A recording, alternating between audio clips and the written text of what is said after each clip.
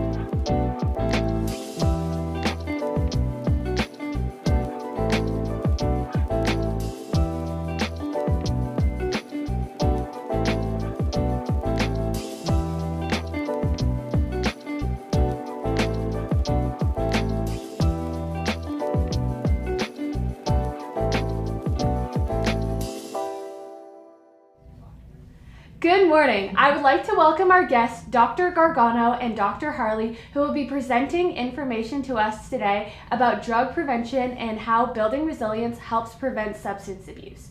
Dr. Tony Gargano is trained in internal medicine, and he has been practicing physician in Bellingham since 2003 and has been treating people for opioid use and disorders since 2005. Dr. Jim Harley is a child and adolescent psychiatrist in the Sandan Center here in Bellingham and has over 20 years experience as a child psychiatrist. Welcome, Dr. Gargano and Dr. Harley. Thank you. Thank you. Yeah, so first question, what are some ways to stay safe? Well, there's a couple things I wanted to bring up in general to stay safe, because I don't know if we've really talked about it. I know we talk about the danger of overdose with fentanyl tablets already, but in my practice, what I'm seeing is that people are inadvertently getting access to fentanyl. Mainly, people are out with friends on the weekend, having some drinks, getting inebriated and disinhibited, and then someone's offering them a pill and saying, hey, take this. And they have no idea what they're taking. They don't think about it because they've been drinking, and they die or they overdose and go to the hospital. And so you must assume anything given to you at a party is fentanyl. Only take medicines from your family, trusted family, or that you get from the store yourself. And another safety tip is, again, we have Uber these days, so don't get behind of a wheel if you're impaired in any way, and don't get in a car with someone driving who's impaired. Yeah, absolutely. I'm struck by the fact that, you guys live in a world that we didn't live in, with the it's just so common, and the number of deaths is just through the roof. So yeah, it's really sad, but absolutely I agree with everything Tony's saying. Of course, we didn't have seatbelts growing up. So. Yeah, well, that's true too, right? Plate glass and shatterproof. Yeah. What are some drug prevention strategies we could be using? So one of the things I like to talk to my patients about is try not to do things that make your addiction center, your dopamine center, too strong. One was like vaping and smoking cigarettes will really activate your dopamine center. And so you're just basically like lifting weights and going to the gym for your dopamine center. So if you get exposed to stronger drugs or addictive substances later, it puts you at greater risk.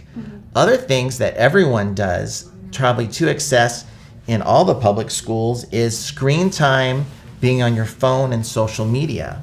They are way overused, and puts everyone at risk by increasing that dopamine level to addictive levels.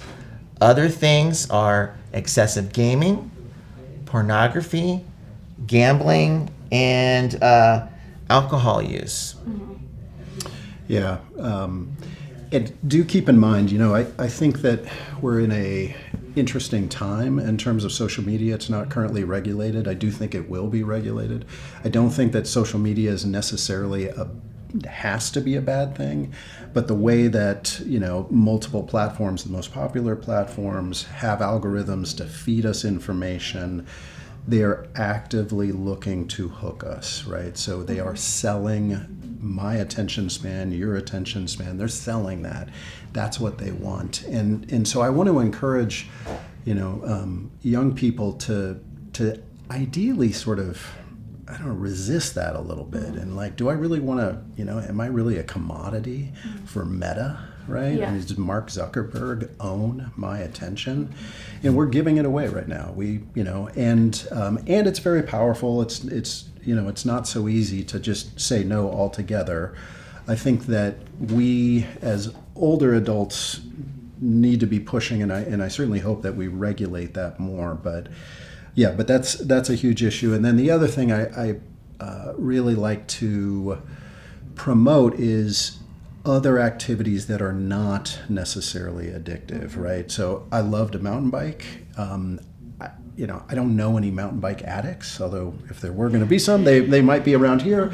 So one can love that, one can really enjoy it, but not, be addicted to it. So trying to make less space in life for these things, because idle hands, can get us all in trouble, I think is important. I think everything in moderation is important. And another thing just to point out when it comes to big tech, and Jim's point is that if you look at the gambling industry and you look at all of the sentinel studies on addiction done on animals in basic science, they've applied all of those things to the slot machines. And I am sure that the people at big tech are applying the same studies for their algorithms in social media and gaming. You guys already listed some, but what are some other activities that stimulate the dopamine center in an unhealthy manner?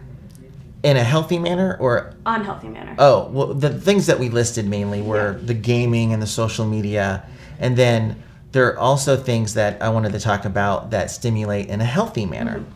And the main things are exercise. And then you have getting good sleep. Getting out in nature is a very good thing to do. Getting sunlight, eating a healthy, balanced diet, meditation, yoga, Pilates, bar 3. And then let's not forget about affection, hugs, and holding hands and kissing. Not in the school hallway, please. No, not in the school hallway, though. Do you have and so I'll also bring up this idea of sort of flow state activities. You were talking about bar 3, or running, or mountain biking, or for me, rock climbing as well. That can also be, though, as I mentioned earlier, like intensely, looking at a beautiful flower. The Japanese, and kind of riffing on what Tony was saying, the Japanese have this concept of nature bathing, right? So bathing in nature and really taking it in. All of those things really can produce pleasure and joy, increase dopamine, and of course are, all very healthy. So we talked about this idea of resilience. How would you guys define resilience? Well, I think it's one of the ways to look at it is a person's ability to cope with adversity. And another way to look at it would be like your ability to bounce back during rough times.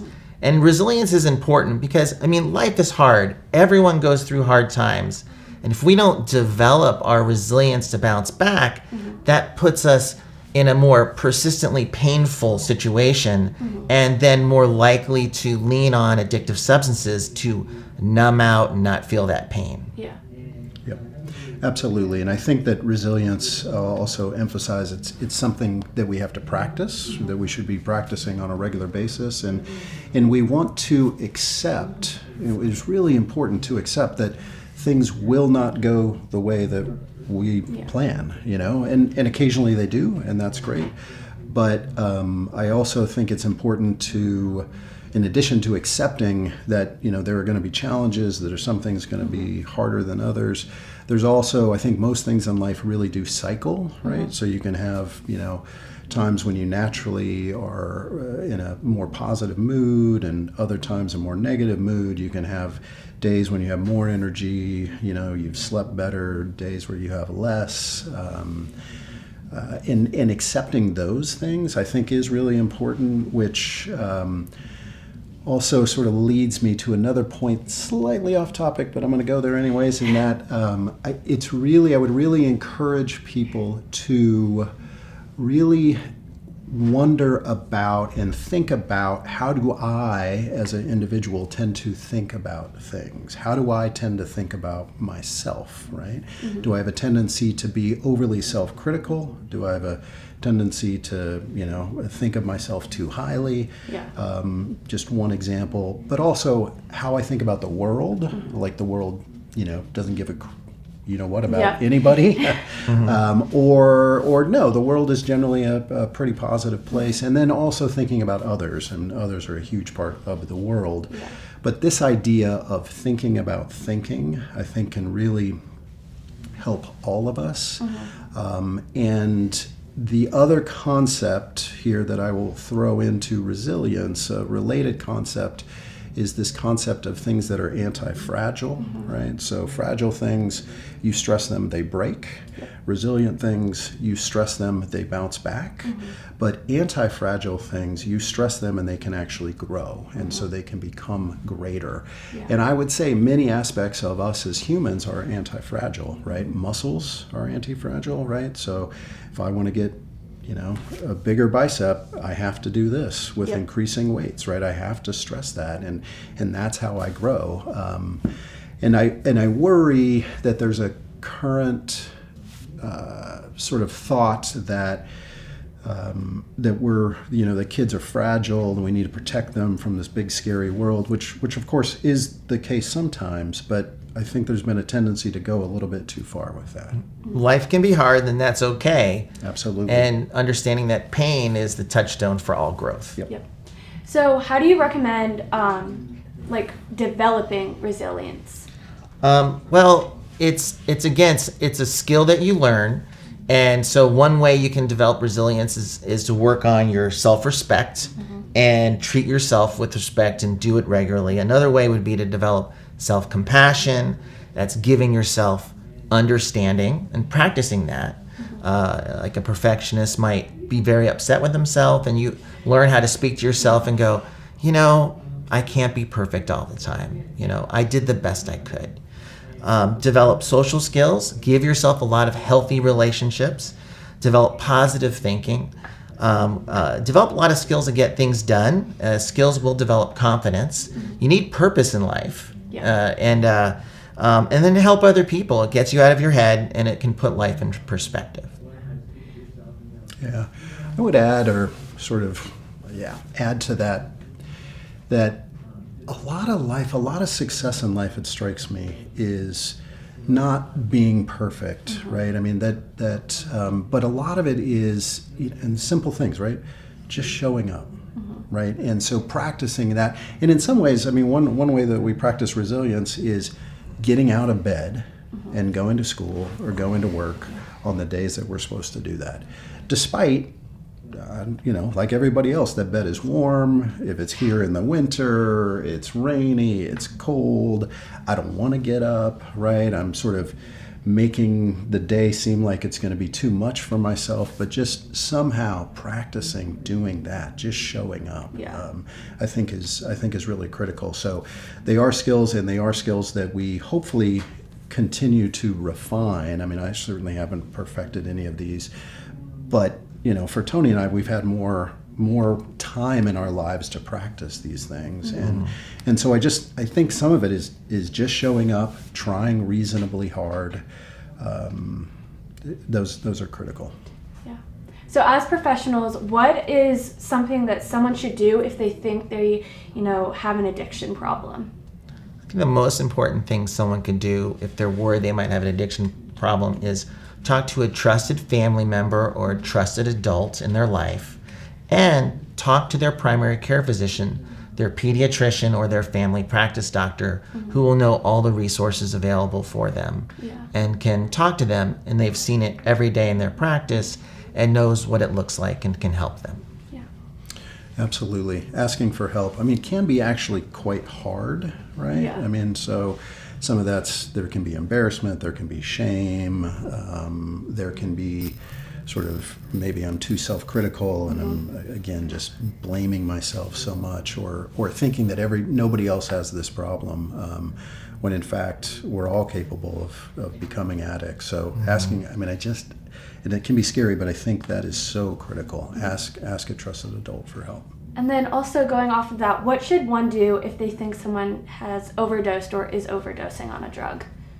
Well, and I know we've talked about this in previous things, but I think the most important thing is if you think someone's overdosed and they're not responsive and you have Narcan available, is give them the Narcan immediately and then call 911. If they are conscious and alert, but obviously impaired and in trouble, call 911 right away. Yeah.